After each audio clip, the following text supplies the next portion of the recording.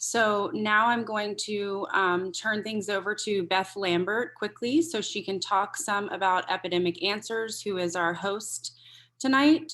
And when she's done, then the panelists can go around and introduce themselves. Beth? Thanks, Nicole. I just very briefly wanted to thank you all for being here, for participating in this virtual community event. And also thank you to the filmmakers, you, Nicole and Angie. This is an amazing film. I don't know how many of you are still drying your eyes from the last scene. I know I am.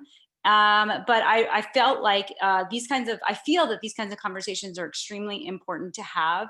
And it's the basis of what Epidemic Answers does is we really want to have conversations about root causes of conditions, mental health conditions, physical conditions like allergies, autoimmune conditions. We don't do enough root cause work. We do too much symptom suppression. And that's what this film is about, is how we just jump to the symptom suppression and don't do the work we need to do to really heal ourselves. So we're just so blessed and lucky to have all of these panelists who have joined us to participate in this conversation. And I know, Nicole, you'll introduce the panelists and the panelists will introduce themselves. But I just want to say thank you so much to Dr. Laurie Goldman, Dr. Madiha Saeed, Dr. Roseann Capanna Hodge, for being our panelists, and also Angie for also being a panelist. And wow, Angie, I don't know, your story is so compelling, and just a special thank you to you for sharing your story and being so vulnerable and open, because people are going to learn from your experience. So I wanted to say thank you so much. Epidemic Answers is focused on children, but this is really about human beings and trying to better understand how we can help heal ourselves and educate ourselves about what keeps us well. So if you want to learn more about Epidemic Answers, please go to epidemicanswers.org. We also have a special research project that's looking at elucidating the root causes of chronic health conditions for kids, and you can learn more about that at documentinghope.com. So thank you so much again for joining us tonight. And I'm going to check out of the panel now so you guys can really focus on what the panelists have to say. So much, Beth. So our panelists tonight are Roseann Capanna Hodge, Dr. Madiha Saeed.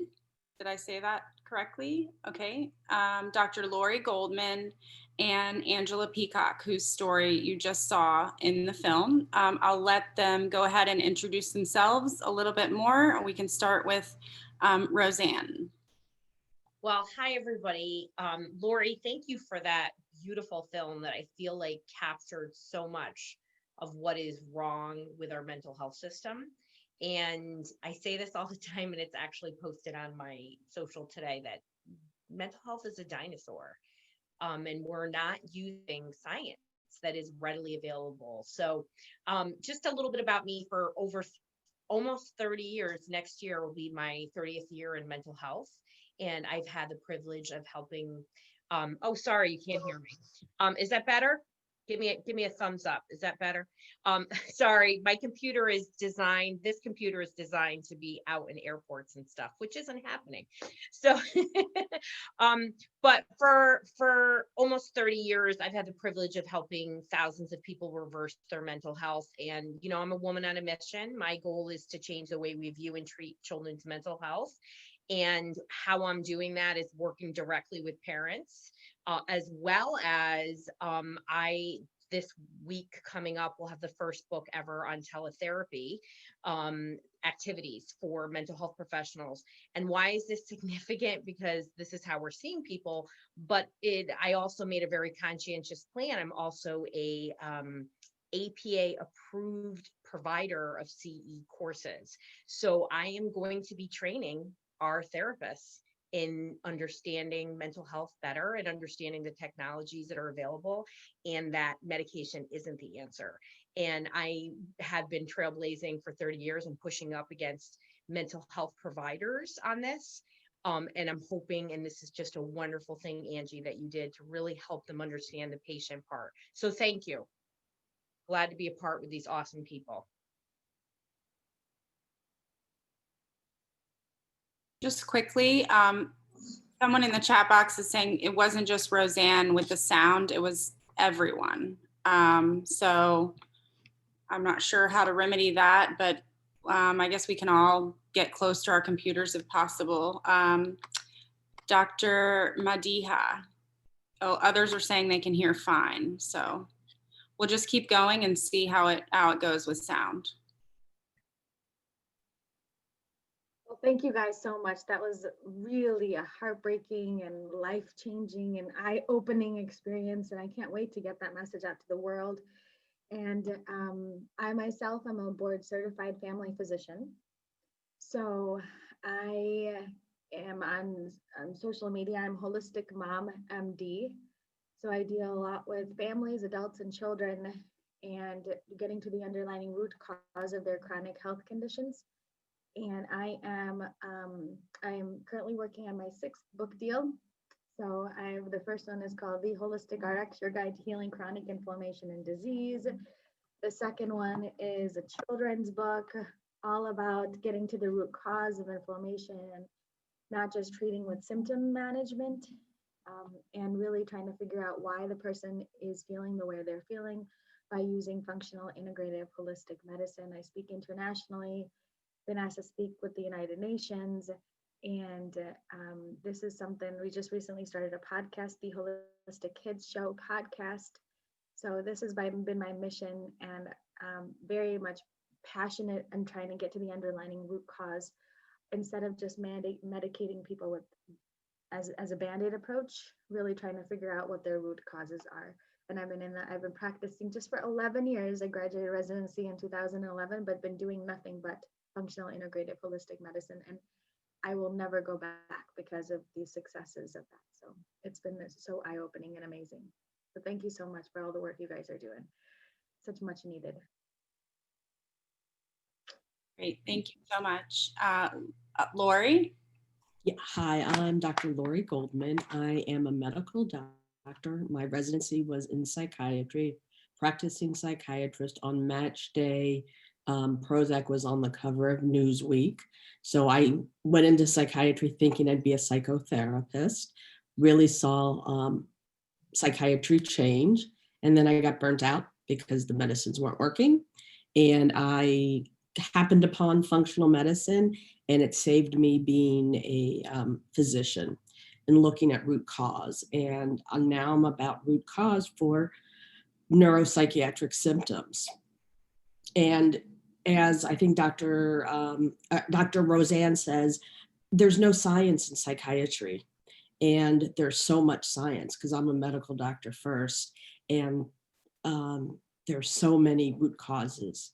And so I thank you for sharing your story, Angie. I mean, that is beautiful and really brave, and then coming into the field. So it's not heard enough, unfortunately. Thank you, Laurie. My name is Angie. You just saw part of my story in the film. I'm now almost 5 years off of all medications. I was given more than 45 in a 13-year period, 7 hospitalizations. So I live with neurological damage from these meds, believe it or not. It does happen, and I would never have believed it unless it happened to me. I do everything holistic possible to just manage the very real suffering that I have that doesn't go away when you take, you still have issues, you know? But I did complete my social work degree at Washington University in St. Louis. That was something that doctors said I would never be able to do, that you would never graduate. You're going to be mentally ill for the rest of your life. You're going to have to take drugs for the rest of your life. It's not true. So I am definitely a fighter. It's exhausting to fight hard from psychiatric drug withdrawal, but here I am. So and now I just help with the film, do outreach. We've done almost 100 conversations like this one. I've done 45 in person by myself. So this is my social work, is just talking about these really important issues with people. And I just think it's a really cool way to have parents, prescribers, nurses, students all in the same room. We've watched the film together, and that kind of like evens the playing field, and we can have this really open conversation. So I look forward to hearing what the audience says and what the panelists say. Thanks for having me. Okay, just something quick in the chat box. If you're leaving a comment and you want everyone to see it, make sure you use the drop down box that says all panelists and attendees.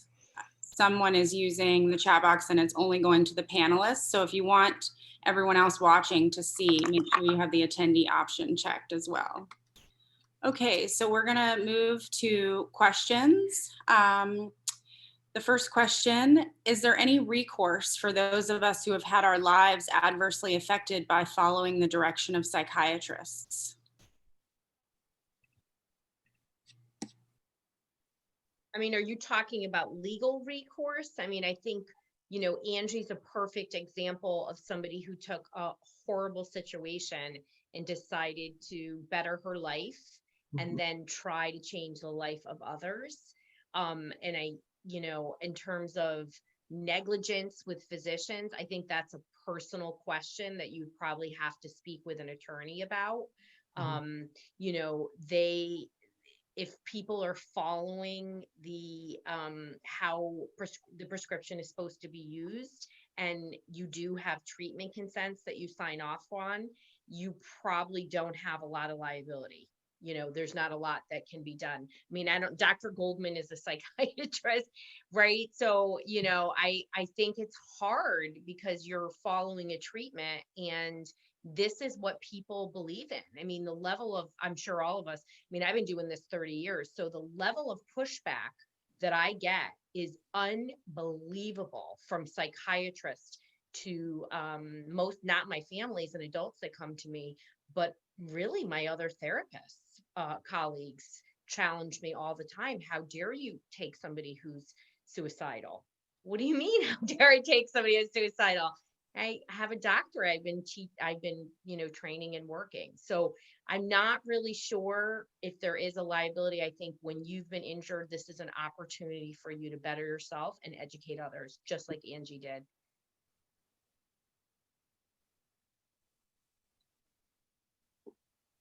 Anyone else want to comment? I guess I'll say quickly, I mean, that was a stage of this process is being really angry.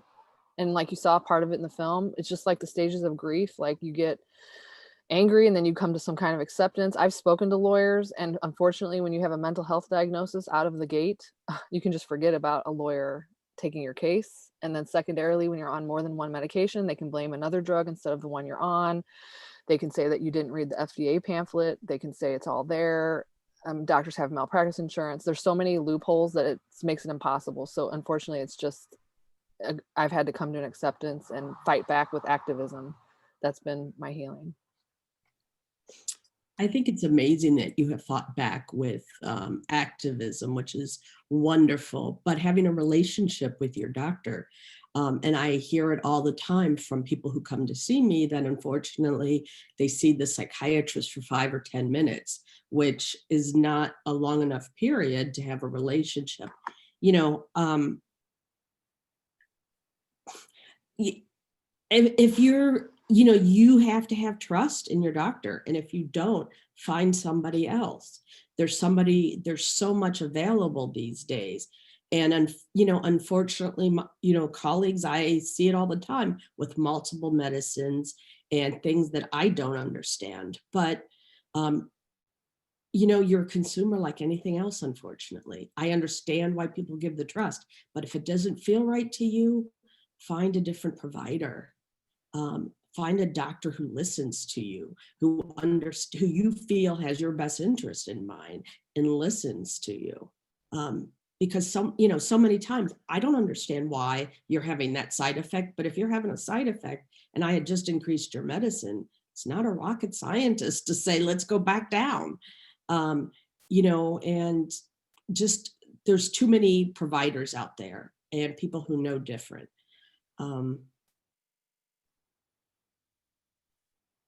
Thank you.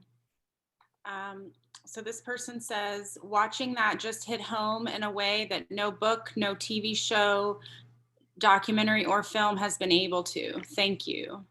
What advice do you have for those who have been on or are on benzos, mood stabilizers, amphetamines, antidepressants, etc., and have tried to get off of them only to find themselves crawling back to the doctor after a few months or even a year of being medication-free, begging to be put back on something?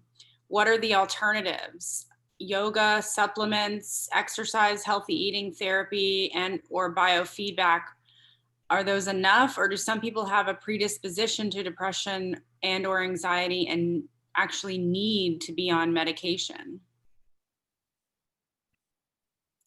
I guess I'm going to field that one. That's what I do, look for root causes. Yes, there are some genetic predispositions. There's nothing that says, yes, you have to do medications.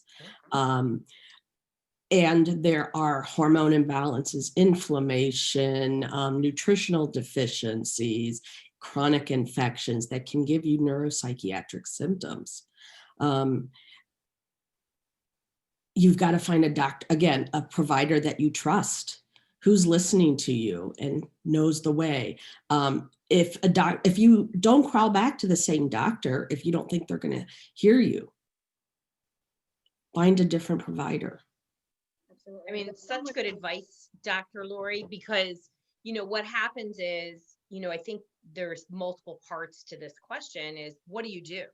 You're on these meds. How do you come off? I've got a family history. And, you know, Dr. Goldman's right. There's a lot of reasons for mental health. So we only talk about biochemical, but there's, you know, there's infectious disease, there's inflammation, there's hormonal. I mean, there's just a lot of things. And the majority of people have a physical problem underlying their mental health issue.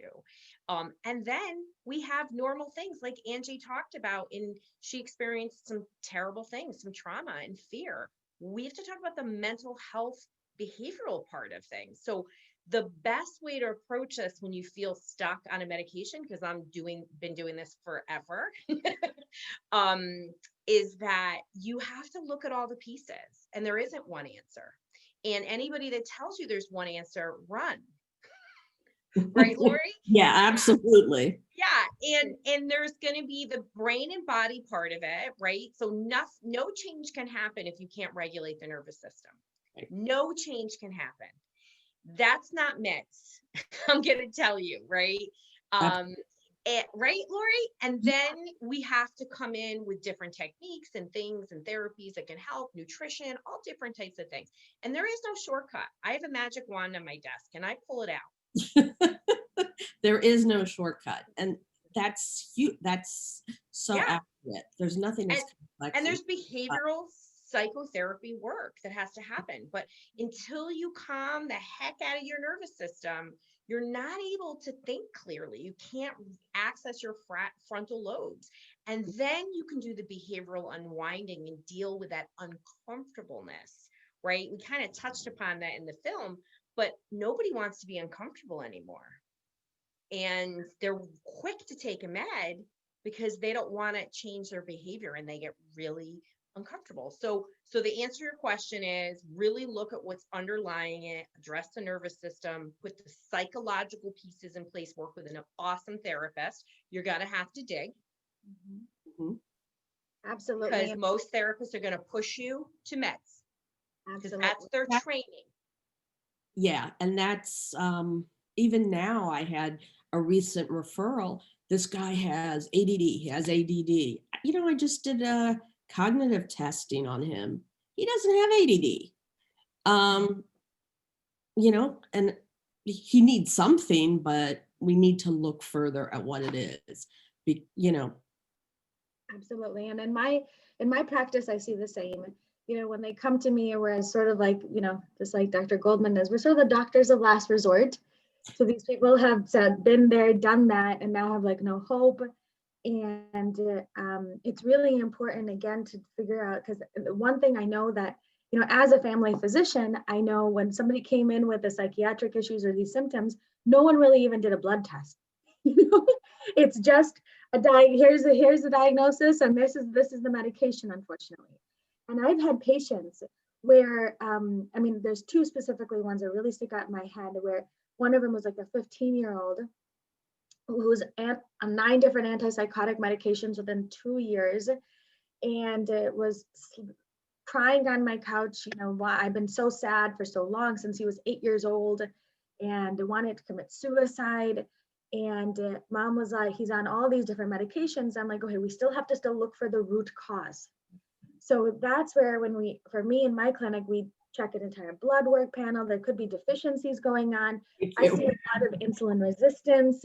You know, a lot of people have other hormonal imbalances. Thyroid, this one patient actually had his TPO antibodies, which are anti-thyroglobulin, and these antibodies were attacking the thyroid. And just because his TSH was normal. So there's so many other factors here, deficiencies, vitamin deficiencies, gut issues. So really trying to, because 90% of your serotonin is made in the gut, 50% of your dopamine is made in the gut. And that's what's, again, really important, to add the good bacteria back into the gut, to stabilize the gut microbiome. There's so many, but what works for one person isn't what works for the other. And that is what's really important, to work with a physician or a counselor or a therapist or somebody that can have functional health practitioner that can really help you figure out where your underlying deficiencies may be. Because I have found it's so much easier to wean off once you're dealing with simultaneously the underlying root causes. And for me in my practice, I have people work on their digestive health and detoxification, and the 4 S's of stress, sleep, social, and spiritual health. And then obviously then deficiencies, and then we dive into other little things. But really trying to, in conjunction, working on that root cause really is so much better, especially when you start to wean off of these medications. And the root, I'm sorry, go on, Angie. Oh, you go ahead. I'll finish after you. Also, our food, we have so many sensitivities to our food supply. That's a whole nother area. Taking one young woman who was in and out of the psychiatric hospital, in and off medicines that didn't do anything. We got her off of gluten, dairy, and sugar. She never had another episode. Yep. And that's the same situation that I had. Absolutely. That 15-year-old that came in, actually in 2 weeks, I kid you not. Mm-hmm. In 2 weeks, he went from crying on my couch that why is he so sad and depressed, just by getting him off. We went gluten-free, dairy-free, sugar-free, processed food-free, fix some of his deficiencies. In 2 weeks, he came back crying, I can't believe I'm finally happy. Wow. And this was like mind-blowing. Just with simple lifestyle changes, it can have a powerful impact on your biology. Yeah. I wanted to address the first part of the question about coming off your meds and then crawling back to the doctor a year later. Just that, as Dr. Lemke said during the film, that some people have a very, very difficult time coming off of these meds. I am one of them. I'm probably an extreme case. Not everybody has my experience, but I also have been part of the withdrawal community, that's what we call ourselves, for 5 years now. So I see thousands of patients heal, and who is successful and who is not. And the people that are not successful are people who come off too quickly. So when you go looking for a provider to help you, first thing I would suggest is look for functional medicine, holistic, integrative psychiatrist. That would be number one, or MD or naturopath or somebody like that can prescribe, but also listen to you. And then my second piece of advice is I always ask, I say, what do you know about antidepressant withdrawal? Or what do you know about antipsychotic withdrawal? And then be quiet and wait to hear what they say. If they say, oh, we get you off in 2 weeks and then 2 weeks and then you're done, run. If they say, I go with a very slow process, whatever you need, I'm patient-centered, those things, those magic words, those are the doctors that you need, right? So if you come off too quickly, a year later or a month later or 6 months, you're going to crash because you're in psychiatric drug withdrawal probably. It's not some original condition, or a relapse is what they call it. Doctors don't even know the difference between relapse and psychiatric drug withdrawal. So the tapering is so important, that you go at your own pace, you listen to your body. I even from my own tapering experience, I knew I'm going too fast, slow down, and some people have to work and raise children while they're tapering. So there is resources about tapering and safe tapering on our website. It's medicatingnormal.com. We have tabs that say resources and alternatives. So we have some tapering, some articles, really good articles to read about what is a safe tapering rate and how do you know, and how do you talk to your doctor about that, and how do you find a provider, and all those kind of things. So I just want to talk about that. And whatever the pill comes in, you can always make it smaller. There's compounding pharmacies that can get you down in the small increments. That's great advice. And as well as, I'm sure you already know this, Angie, and part of working with a holistic physician is, they can provide, supplements that have an effect on your nervous system and the biochemical components of your brain, as well as your gut, that really can help that process. And you absolutely never just stop your meds. I mean, you just don't. It's horrible. You know, I use a lot of other technologies. Like somebody asked, what did I mean by regulating the nervous system? You know, I use biofeedback, neurofeedback, PMF. And again, I don't want to negate the importance of what got people to take these meds. We have to address the mental health part. I mean, I've been doing food therapy since the early 90s. So you can't just say, I'm going to take this, or I'm just going to do neurofeedback and you're going to get better. You still have the emotional behavioral part, and that requires psychological work. And that's okay. It's not a bad thing. I mean, I think we're now in such, everyone is in such in this pandemic, mental health is really shining itself as such an issue for people, and high levels of stress. And some people are experiencing mental health problems for the first time in their life. So, you know, it's important to reach out for help and not try to do these things on our own. I just hope we're getting that message out. I mean, I thought 30 years would go by and we wouldn't be doing all these psych meds. And in fact, it's just gotten so much worse. I mean, it really has. Well, during the pandemics, benzos have increased 31% and antidepressants 40-something%. Yes. But again, if you look closely, the anxiety that you're experiencing from the pandemic is normal. It's not, nothing landed not on you. Abnormal. There's a reason. That's a good thing that you are. I'm experiencing anxiety because I'm stuck, like I can't see my family. I mean, that's normal. Yes, it's suffering. It doesn't mean that you're not suffering. But when I see those statistics, I said, oh my God, like, are these people given informed consent? Are they given an exit plan? Do they know when they're going to come off? And then what? Withdrawal. Like, so don't reach for a pill if you can help it. Well, and what does almost everybody probably say to the three of us professionals, or as you as well now, Angie, right? You're a graduate, is that they always say, why didn't somebody tell me this sooner? Like people said, why didn't somebody tell me about, you know, magnesium and vitamin D and neurofeedback and this type of, we do somatic experiencing and we do like deep trauma work, right? Because it's just not getting out there to people. And I don't think mental health professionals are trained deep enough to get this out. They're frontline workers, and pediatricians and physicians are generalists, and they're doing what they think is best. I don't think they mean any harm. They think that this person is suffering and they don't want, they want to help them, you know? And I don't think most people realize that physicians, almost every physician has not had one course in nutrition, and every single physician program in the United States is at least partially funded by pharma. Absolutely. And then we have to see so many patients in order to even get paid. So my husband, he has to see 110 patients a week for our paycheck not to go half.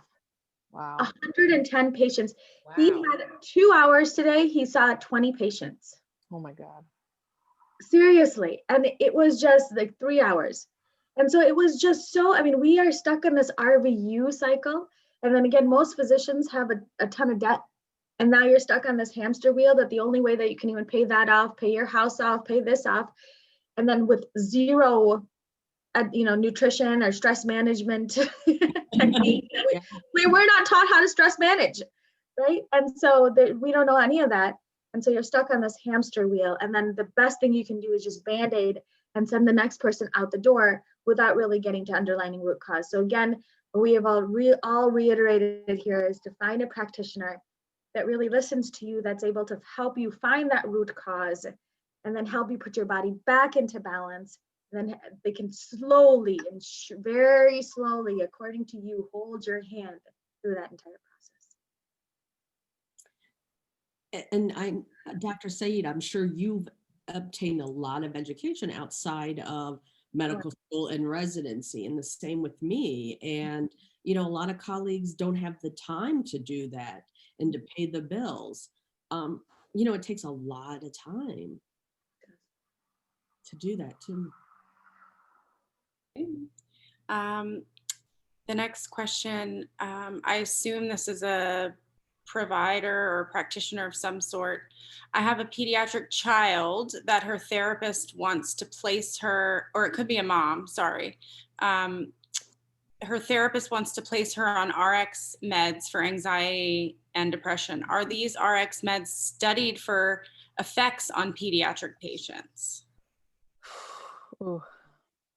I hate to say, wait, I gotta say this as a newly trained therapist. When I hear those stories, I say, fire them. They are not doing their job. If they are telling you to go put your kid on meds, I mean, what do you have a therapist for? Sorry to be so bold with that. I mean, Angie, Sorry. preach it, sister. That is Thank you. 100% the truth. We are trained to help people Do your job. through psychotherapy. We've become, in our field, it's become pill pushers. And, I'm not saying everybody, but we have to teach people to be uncomfortable, and also people need to recognize, just like you said, it's okay to be uncomfortable. So it's coming from both ends, and I don't want to just blame therapists, but we've now indoctrinated people that there's a pill for it. And so now we need to open that door that, guess what? Your cat died. You should be sad. You should cry. You should experience that emotion. Those uncomfortable feelings are there to alert us to take care of ourselves, not to shove them down. Because if you shove them down, they're only going to pop back up. Mm-hmm. Right. And a lot of times medicine just shoves it down. That's right. And, I know plenty of wonderful therapists, but they're not trained in the physical body and medication. So why should they be recommending medicines? I've heard therapists tell the doctors what to prescribe, and that just seems backwards to me. But also with children, the psychiatric medicines are, intense. The child's brain is developing. Let's start with some simple micronutrients in food, things that we take for granted, but unfortunately processed food and all the toxins available, we haven't looked at that as well. But simple changes, they're simple but profound. Absolutely. And again, when a child, they don't have an SSRI deficiency, they actually have, there's something imbalance going on, so then in my case, I always have them look at, okay, one, gratitude, right? There's a lot of focus on lots of gratitude. Is there stress in their lives? Kids are sponges for stress. If there's like little argument between, they will pick that up and then take it out in so many different ways. And so stress, are they sleeping properly? Is there what's going on in their social environment? What's going on with their gut health? And so what kind of foods are we feeding them? Are we giving them foods to nourish their bodies, or are we giving them foods to destroy their mind and their bodies? And again, I get my patients again off of all gluten and dairy for sure, gluten, dairy, all processed carbs that are all just junk, artificial fake food, sugar, right? And artificial colorings, and then figure out what kind of toxins, and then you can even take it to even deeper levels, right? Chronic infections and deficiencies and all of these things. But again, we got to start with the basics. They do not have an SSRI deficiency. There's something underlining going on. This is basically your child telling you, help me. There's something going on. Help me find it, not just put a pill on it and shove it through. So. Let's see. A lot of questions about alternatives. And then someone also made the comment that we need to note access. For a lot of folks, some of the things that you're talking about, like somatic experiencing, is not affordable, but taking a medication that is covered by insurance is unfortunately affordable and easier. So they make the comment that it takes resources to heal. Can you think of alternatives that aren't so pricey or expensive for people in that sort of situation? Well, I can tell you that, now that the world is doing teletherapy, it's broken the barriers for access. And there are therapists that are trained in, somatic experiencing. We do EFT, we do a lot of different things. So there are therapists that are, firstly, you want to find a therapist that's specific to your issue. And you can Google that. You can ask your pediatrician, you can ask a friend, a trusted source, and start there. So that's going to help with access. And then where else can you start? I mean, these ladies can all talk about it. You can start at home. You can start about nutrition. You can start about practicing deep breath work. You know, I'm a big fan of Google MD. There's a lot of techniques that you can use. You know, in my program, the Get Unstuck program, we walk through every single component of what we do. There are things you can do on your own. However, when you, again, I don't want to dismiss the importance of a trained medical professional or a trained therapist. You have an issue that needs to be a dive deep. You got to find somebody. Is it common for, you know, the top experts to take insurance? No, but you can find a starting out expert, and often you can. So that's the access component. And then, you know, and I just mentioned a few of the things, but you got to start with identifying. You don't need a diagnosis. You got to identify what that issue is. And there's often facets to it. So, you know, 30 years ago, I had somebody with strain anxiety. Oh yeah, it was typically related. There was a school bully and this, that, and the other thing, or their mom, dad, they were having divorce or difficulty getting along. It's not like that anymore. It's a lot of layers. There's a gut issue. There's, you know, a thyroid thing, and there's anxiety, and there's a bully, and there's that. So we got to really peel back the layer of the onion, and you have to partner with your provider and have the patience to do the work, because it didn't happen overnight, and it's not going to get fixed overnight. But you can reduce and reverse mental health. I've been doing it for almost 3 decades. So lots of paths to get there, and always follow your instinct. Like Dr. Laurie said, if your provider isn't listening to you, run. And that's another thing.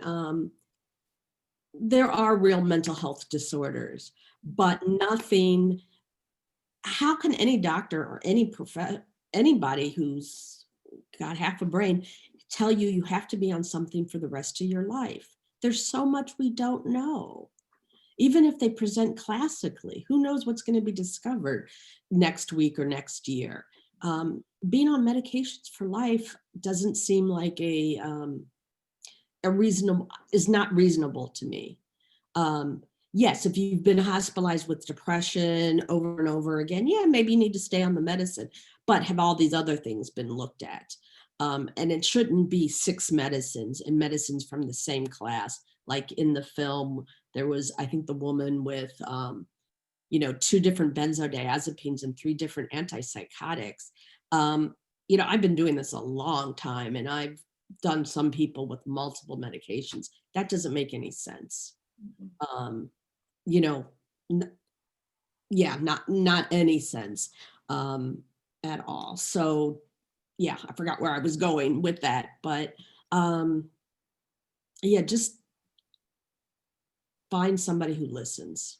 Absolutely. And, so along in conjunction with a, practitioner, a holistic, functional, integrative practitioner, again, a lot of these things, and that's what people come to me a lot. They're like, oh, but I don't have the money to do this. Or I don't have the money to take all of these supplements, or I don't have the money to take, change the diet or change this, and I starting with the most simplest things. My cousin's a psychiatrist at Harvard, and I have lots of other cousin psychiatrists, and I've all used this with them. I'm like, I'm telling you, this is so powerful. The simple things that are free and easy and accessible, things that you can do right now, like for example, gratitude every single morning. There's so much literature of just simple gratitude in the morning will change your subconscious from more of a negative to a positive very slowly over time. Simple, along with working with your therapist, along with working on these things. These are simple lifestyle tips that you can start working on at home with yourself. And then also, again, with what, Dr. Roseann said, that we can focus on our breath work, our meditation, our yoga. There's so many other pieces that easily you can find a YouTube video and start meditating today. YouTube is amazing. You can learn. Yes, you can do anything, and it's easy, cost effective, right? So so much hope. There's so much hope out there. Yeah, so, I was gonna share my tips because I'm queen of cheap. Yes. So YouTube is free. There's guided meditations. I used guided meditations to retrain my brain to sleep after coming off the meds, because I hadn't slept naturally without a drug for 13 years. So guided meditations are free. I had a client one time where she was eating at the food pantry and we were looking for fresh vegetables, and we found a seed exchange that gives free seeds, free gardening supplies. So she planted a garden. Gut microbiome issues for me, I fast a lot. Fasting is free. Free. Free. You just push your, drink lots of salt water. Supplements, you can go to the dollar store and get pretty decent magnesium for kids, Epsom salt baths. I mean, there's tons of stuff for free. But most importantly, I wanted to say, like, this journey didn't happen for me overnight. It took me like 10 years to get off of all the meds and everything when I started to like kind of wake up to like, what am I doing here? So I read a lot of books, and a library card is priceless. If you go to the library and just kind of look through the bookshelves of the nutrition aisle or self-help or whatever, I mean, you have to learn how to, like, who am I? What do I feel? How do I feel about this? What do I think about this relationship? It's kind of like an internal process. A lot of stuff you can do at home without even a therapist. Absolutely. Just to figure out, like, who am I? And that was one thing I learned doing outpatient therapy as an intern, was when you ask people, how are you feeling right now? Most people have zero idea. We don't learn our inner emotional, like, what is going on in there. We just might act out. We might be drinking. We might have a job that we hate. But we don't know really what's going on. So it's an inside journey, and that's free also. Absolutely. And I know that's why I wrote the book, The Holistic RX, Your Guide to Healing Chronic Inflammation and Disease, because as a family physician, the depression usually comes with so many other chronic health conditions. And my book, I put together the foundations of good health with digestive health and detoxification, the 4 S's of stress, sleep, social, and spiritual health. And then for 80 some conditions, supplements, homeopathics, acupressure points, and aromatherapy for 80 conditions, with an entire psychiatric section in there. And that's what I put together for those people, that exactly a library card, free, that you can easily find these resources and they are available. So start somewhere and just start educating yourself, because there's so much hope in that. The person is addressing Angie. Thank you so much for sharing your story. I too am a veteran with PTSD. Thank you for your service. So much of the movie focuses on veterans. Are these issues more prevalent with veterans than in society at large, or was it just an easier group to isolate? Also, is addiction and the overprescription of these psychiatric drugs possibly why so many veterans commit suicide each day? That's a loaded question. Let's see. Yeah. I would think, well, there's a couple points. One is that veterans, especially, recently, you can access mental health care extremely easily. So I think that our higher access actually has a bad consequence, and that we are medicated more than the general public. So like in the film, that the cocktail that you saw that Rebecca was on, it's extremely common. I help veterans all the time that are on 13 meds, 3 antipsychotics. I mean, it's common. It's like a thing. So polypharmacy is rampant. And the second part of the question about, do I think this has to do with our suicide rate? So civilians are 11 civilians per day. What is it? 11 per 100,000 civilians kill themselves every day. The veteran rate is 22 veterans a day, but we're less than 1% of the population. So it's extremely, it's not even, right? Yes, I think over medication and polypharmacy is a big problem. And I actually did a VFW fellowship last year and went on Capitol Hill with this problem. And I did a full research, like huge paper and all kinds of stuff about benzodiazepines in particular, because just what is the word that they use? Exposure to a benzodiazepine makes veterans with post-traumatic stress disorder 2.5 times more likely to die by suicide. Now, the problem with that is that the VA prescribed more than 8 million prescriptions last year, more than 30 days. But on the FDA pamphlet, it says they should only be taken 2 to 4 weeks. So these are long-term prescriptions. These are veterans being prescribed long-term that should not be. So anyway, I could go on a big research thing, but yes. So I think that is, but right now there's a couple bills in Congress. One is for informed consent.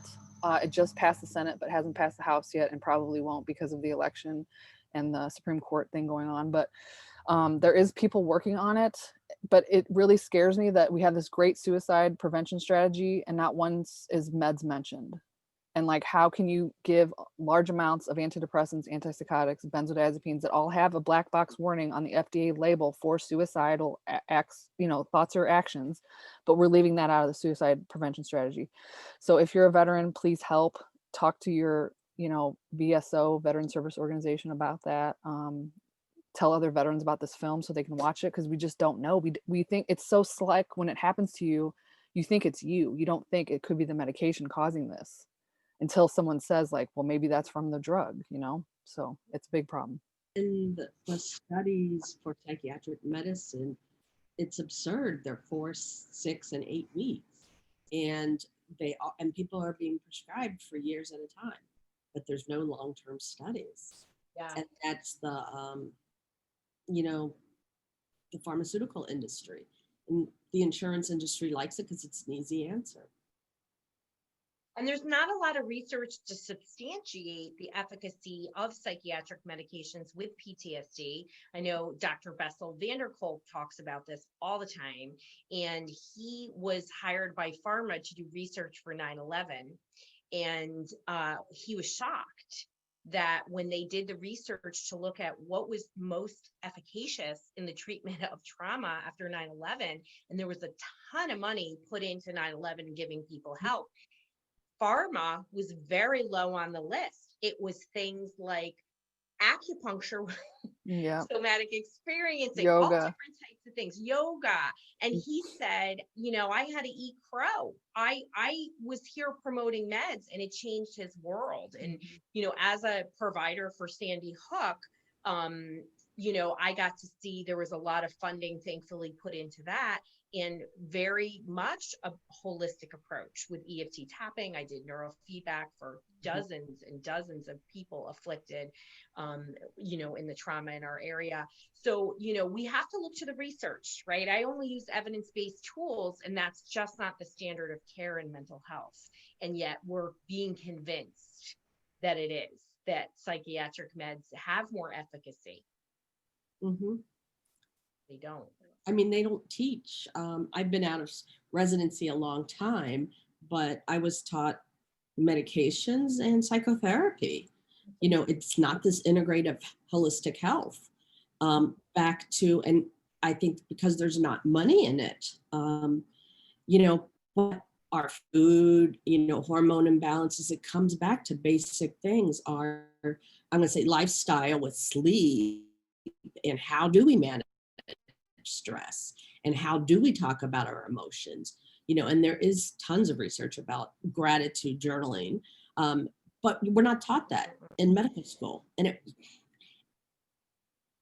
it's crazy. And even I know nobody is taught that, and it's sort of criminal, but unfortunately doctors don't know what they're missing out on, and that's unfortunate. Well, I think hopefully some physicians learn from their patients and through their own personal journey. And I have seen that we're not having dramatic change. I know some of the questions had to do with as physicians and providers, how can they explain this to their patients? And I think, one of the ways that I've learned to approach people to understand, like I talked about both sides, patients wanting a quick fix and physicians wanting to provide one, but I start with the brain. And I explain the brain and the neuroscience. Yes, I do QEEG brain maps, and I totally check under the hood and can see exactly what's going on. And you can see a lot of physical sources in the brain as well, but you don't need that. So if you really help them to understand the neuroscience behind their mental health condition, and then explain why therapy is important, why nutrition is important, we have to do that for people, because they often tell me that I'm the first person to explain that to them. And I'm like, how is that possible? And yes, it takes time, but you can make shortcuts. You can provide literature. Angie went to the library to learn a lot of this stuff, but you can do these things, and it's all readily available. This information is out there, and you can brand it and put some great information. But when they understand, and then what I love about neuroscience, it takes away the personalization component, that something's wrong with you. And it gives people a chance to say, okay, well, this is something that's going on. It's affecting my brain and body. And these are the choices and these are the things. And give them choices. Tell them, just like what Angie said, like, go to the library, check out this book, do breath work. Here are my top free apps. Start here. Add some spinach to your diet. And then come back in 2 weeks. Let's see how you feel. You know what I mean? Yeah. And then, build a list of providers that will collaborate with you. I think that's the way to do it. And I think it does take, personal things to providers that realize they have to look outside of what they know because they're not getting better. And I think that's also driving clinician changes. Yeah, but then exactly what Dr. Laurie said before, if the clinician is not ready to listen, then find somebody else.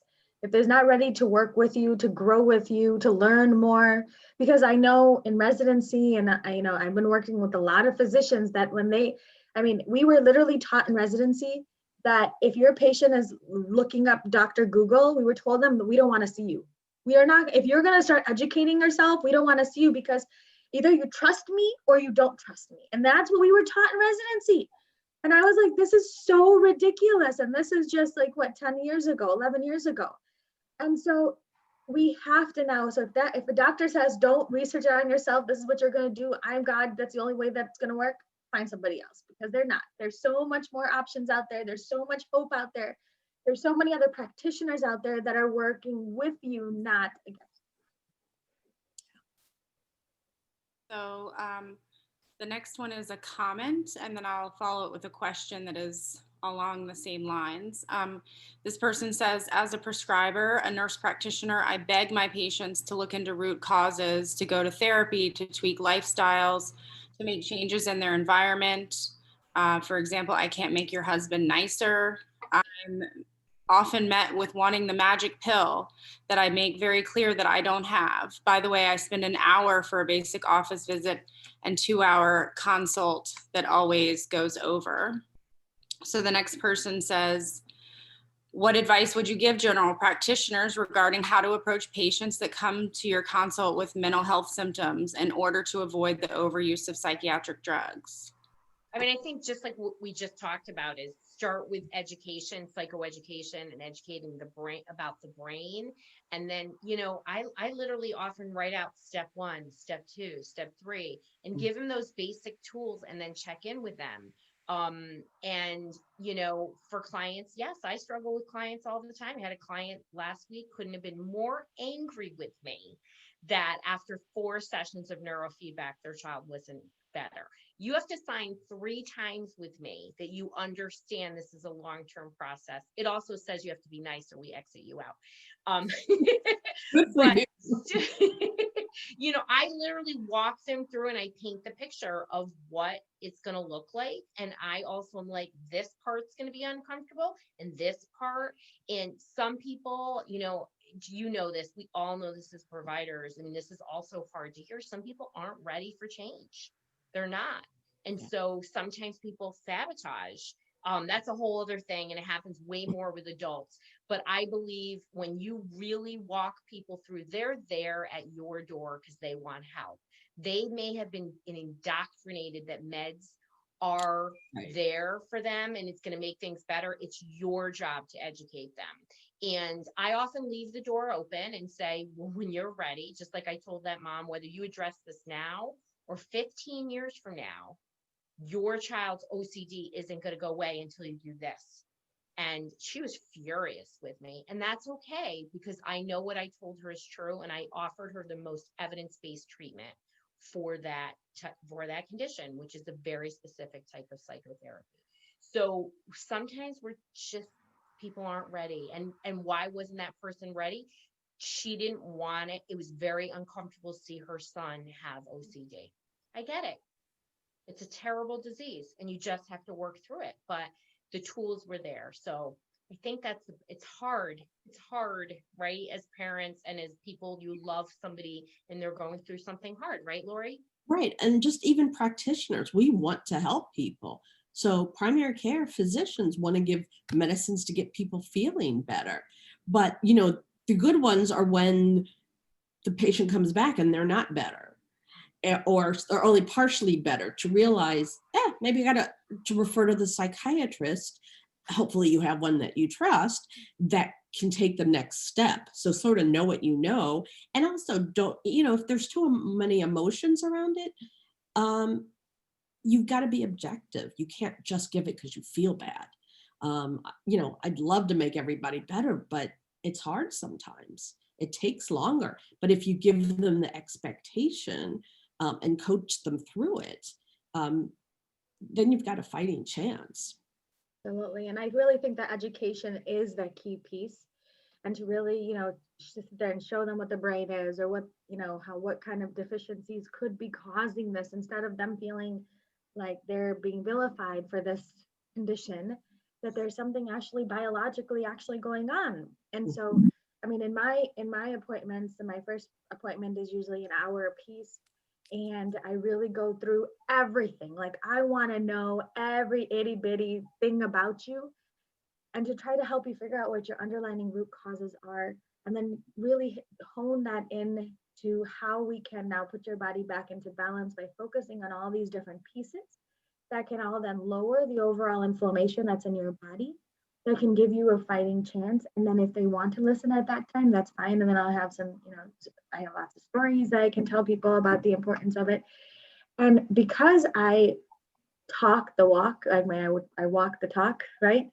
And I'm able to provide people with recipes and with tools and their tool belt, and really aid and hold their hand through the process. And I feel like if you're like, okay, if the diet piece is too stressful for you, because stress causes 80% of the complaints that come to primary care physicians, let's not work on that today. Let's just work on the gratitude. Let's just work on deep breathing today. Let's just find, if you don't even want to do any of that, let's just check a simple blood work that your lab can easily check it, and most insurance will cover, just to figure out basic deficiencies. And sometimes when you even notice, like, I mean, I've had people with severe anxiety and depression realize it's just deficiencies, and then once you get them fixed, then now they're even more capable of going to the next steps with you, because now they're like mentally, once you optimize their vitamin D, you know, once you optimize their magnesium, or maybe added some, you know, omega-3s and DHA EPAs, now they're in a totally different place to even want to take those next steps. So everybody is their own individual puzzle pieces. And that's what I tell people. I'm like, I'm going to work with you. We're going to figure this all out together. We're going to take it one step at a time. And I'll tell you, I live this lifestyle. So if I can do it, you can do it. And then it really just holding their hand through the process. And then whenever they're ready to take the next step with them is really how I get my patients to cooperate. Plus, I'm a hugger, so that's like a big thing, part of my healing process. That's great. And if you're not making progress, if you're not getting better, oh yeah, absolutely, talk with your doctor or your provider about it, and find somebody else so you can get better. Absolutely. What's a realistic amount of time for this to take? I don't know any doctor who would disagree with the second opinion if you're getting better. I mean, don't be afraid of, you know, the doctor, like they used to be, what the doctor says. No, and there's so much information. I've learned so much from my patients. Absolutely. I've been exposed to so much, because it's like, there's so much out there. I can't know it all. Nope. There's a couple of people asking about a similar syndrome. So this next person says, my 20-year-old son was diagnosed with PANS, P-A-N-S, which triggered neuropsychiatric symptoms such as tic-related OCD. He just got plasmapheresis to eliminate the autoantibodies, which affected his brain and central nervous system. But I'm told the psych symptoms are too deep rooted now and need psych meds, none of which are helping. Have any of you heard of PANS? It stands for Pediatric Acute Onset Neuropsychiatric Symptoms. Yeah, well, Epidemic Answers wrote a book called Brain Under Attack. I'm one of the co-authors. And, you know, just to understand what PANS and PANDAS is, and autoimmune encephalopathy, it's Basically, it's a misdirected immune response, typically infection triggered. It could be other things. And basically, the body starts attacking itself and creates a lot of inflammation, and a variety of psychiatric conditions can come on: rage, OCD, anxiety, depression, but also regression. So you can have behavioral regression, loss of handwriting, loss of math skills, loss of bladder function. And so to answer your question, so PANDAS is incredibly complex, multifaceted. Infectious disease can bring out a genetic predisposition to basically anything, and be very, very complex. There's very few of us that do this work. There's even fewer mental health providers that want to work with these kids because they're scary. And we now know that there's no age limit on it, that this goes on. So I get adults who get OCD after, a tick bite within a few weeks or years later, whatever it is. So most medications with PANS and PANDAS, in my clinical experience, and there's, that's my clinical experience, and I've treated, I don't know how many thousands of people with Lyme and PANS.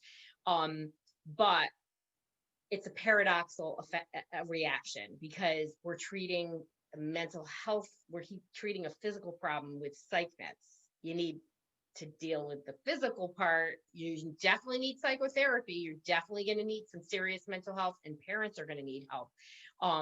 But when people push psych meds on people with PANS and PANDAS, I am not a proponent. And all I'm sharing is my experiences. The people that come to me, we are not seeing the efficacy of that. And in fact, just like Angie, we're seeing a lot of harm. It's often a trigger for psychosis. It's often a trigger for other symptoms that are far worse.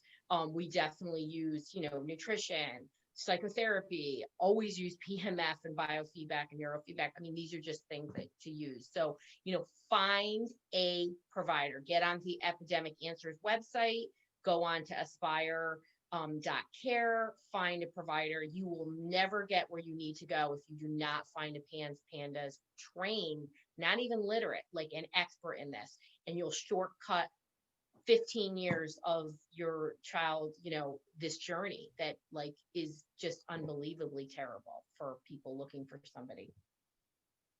And I've seen a fair number of PANS and PANDAS that are already coming to me on psychiatric medicine. And then you've got to, because they're at least trying to Band-Aid while they address the other things. And you got to take each case individually. So yes. Absolutely. And again, for those, I treat a lot of PANS and PANDAS also. Again, it's also really trying to get to the underlying root cause of what's going on, so very important to work with a practitioner on that, trying to figure out your underlying root causes of those. Yeah, and it's often multiple infections, and then those infections break down the gut. They rob nutrients of the body. Absolutely. There's so many pieces. It's a long-term rebuilding, and it is possible to return your child to normal. It just takes time and a highly trained practitioner, right? Right. And it isn't also isolated just to children. No, absolutely it's not. But we're just seeing it more because they're more aware of it. Yes. Yeah. But when things come out of the blue, and when there is no psychiatric history in the family, I mean, there's clues. The symptoms are different. They present differently. They're not classic for what I see. And, I can pick it off now. And you can have a pre-existing condition and then the onset of PANS and PANDAS. Absolutely. So it's just way more obvious. I have lots of people where it's literally like a light switch. I was working with somebody who's really well known that talks about their story, but they said, I said, do you remember the day when your child got it? And they said, I'm going to tell you a different date. They said, because I remember the date, they said January 12th, blah, blah, blah. She came off the bus and she was a different person. Wow. This is somebody that's a celebrity. So they called their celebrity physician neighbor, and they were diagnosed on day one with PANS. Wow. That doesn't happen. No. So most people's journey is years, unfortunately. And that's damaging, just like Angie, so damaging psychologically, the trauma for everybody involved, and the trauma, trauma is way more likely to hold you back in your healing Absolutely. than the actual condition. So, it's so important to do that deeper work. And there's great, amazing types of psychotherapy that resolve trauma, and it's not talk therapy. Yes, no, I second that as well, Yeah. which I think is amazing, because trauma complicates everything. That's why, going back to, if you don't feel like your practitioner is listening to you, you need a partner. Don't get somebody who's just telling you like it is.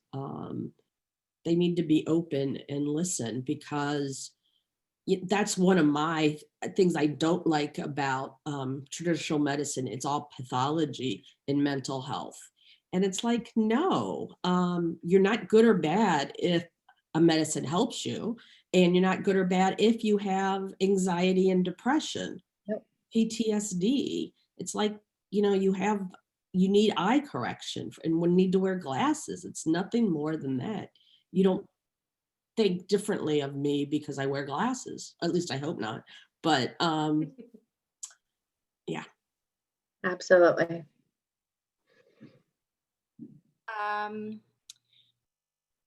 The next question is, thank you so much for this beautiful film. Coming off the last scene with Angie, is anyone aware of any research showing that people who were on certain medications at the time they tried to process traumatic events via psychotherapy had to go back after discontinuation to complete that processing? There is quite a bit of literature about benzodiazepines in particular that show psychotherapy outcomes are worse.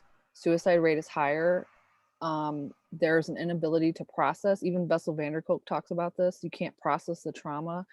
The benzodiazepines are, okay, let me give you an example, because I know a lot of people don't even know what those are, but Valium, Xanax, Ativan, Klonopin, there's generic names for each. But anyway, you can't, there's an amnesiac effect to it. So like they give them to you for dental surgery and then you kind of forget what happened, right? They give them to you for colonoscopy, you forget what happened. So you can't process the trauma. You think you are, like me, I thought I was for 13 years. I've done a whole lot of therapy. And guess what?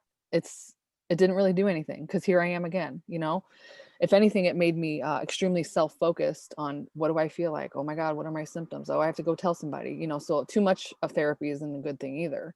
But yeah, there's a lot of research about benzos in particular, and the VA has it all over everything, all over their website about veterans and benzodiazepines. It's like, why are you still giving them out then? I don't understand, So yes, definitely with benzos. I don't know about the other ones. And I guess I am aware of the time, so I think we'll take one more question. And then a lot of people are asking things like, oh, we heard you talking about books to read and practitioners to find, and they want kind of a summary of things. So maybe after the last question, we can go around and everyone can give some closing thoughts and resources and that kind of thing. So for the last question, someone wanted to know, they have a family member taking these medications and they're concerned about the family member and behavioral changes while on the medications. How do you address family or friends who are, I guess, bought into the mainstream way with medications?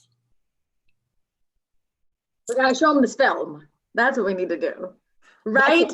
That's what I say. This film, because it's just mind blowing, and I think we're gonna be stuck on that hamster wheel, right? Like, and they won't be able to understand that unless we show them some evidence and hear people's stories, and then that, because I mean, Angie, your story was just like so powerful, and so if we show others that can create a similar dynamic and really get to the heart of the issue.